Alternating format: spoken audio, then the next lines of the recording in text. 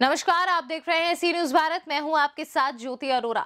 वक्त हो गया है न्यूज आर का, तो आइए निगाह डालते हैं इस वक्त की खास खबर पर।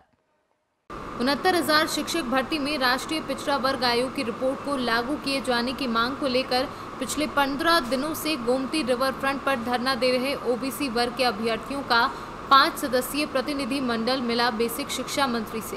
बेसिक शिक्षा मंत्री सतीश चंद्र द्विवेदी ने कहा कि 69,000 शिक्षक भर्ती में कोई आरक्षण घोटाला नहीं हुआ। उन्होंने ओबीसी वर्ग के अभ्यर्थियों को आश्वासन दिया है कि राष्ट्रीय पिछड़ा वर्ग आयोग की रिपोर्ट देखने के बाद कार्यवाही करेंगे।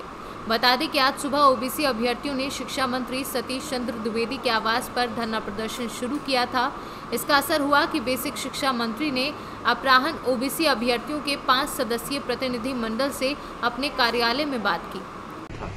सरकार ने विशेष प्रयास करके मामले का निस्तारण करा के और सरकार का जो स्टैंड था, जो पॉलिसी थी, उस आधार पर माननीय न्यायालय ने जब मुहर लगाई तब हमने 69,000 भर्ती प्रक्रिया पूरी की, जिसके कारण जो योगी सरकार का मिशन रोजगार चल रहा है, जिसके अंतर्गत पिछले 4 साल में सरकार ने 4 लाख से अधिक नौजवानों को रोजगार दिया है, उसी के अंतर्गत बेसिक शिक्षा विभाग में अकेले 1,27,000 से ज्यादा नौजवानों को रोजगार मिला और हमारे स्कूलों को शिक्षक मिले। बार बार 69,000 शिक्षक भर्ती से जुड़े हुए लोग अलग अलग समय पर लगातार हमसे भी कई बार बात करते रहे हैं, हमारे अधिकारियों से भी बात करते रहे हैं, लेकिन जब वो मीडिया में जाते हैं तो कहते हैं कि हमारी बात कोई नहीं सुन रहा है। आज हमारे आवास पर सुबह उन्होंने धरना दिया था, इसलिए मैंने उनको आमंत्रण दिया कि आप 12 बजे हमारे कार्यालय में आइए, आप जो कहना चाह रहे हैं हम आपकी बात सुनेंगे।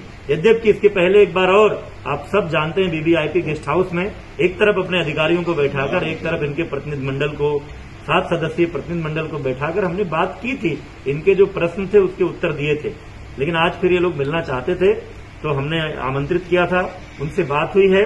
पहली बात वो कहते हैं कि आरक्षण का अनुपालन नहीं हुआ है। इस बात को मैं स्पष्ट रूप से कहना चाहता हूं, पूरी भर्ती प्रक्रिया पूरी तरह से पारदर्शी हुई है, एनआईसी के द्वारा ऑनलाइन हुई है। हमने भी उस सूची को नहीं देखा है कि कौन भर्ती हुआ है। इस स्तर की पारदर्शिता उस भर्ती में हुई है और आरक्षण के उपस्थिति के आधार पर लोग, अन्य पिछड़ा वर्ग के लोग जाकर सामान्य वर्ग में चयनित हुए हैं।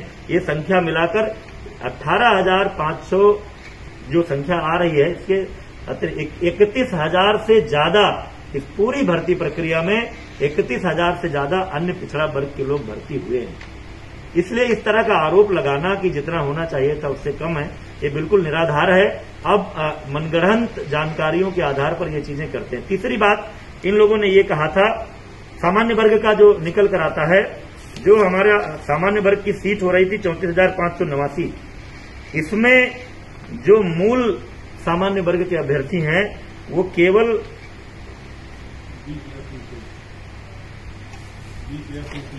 301 मूलतः, जिनको जनरल कैटेगरी का कहा जाता है, 20,301 का चयन हुआ है।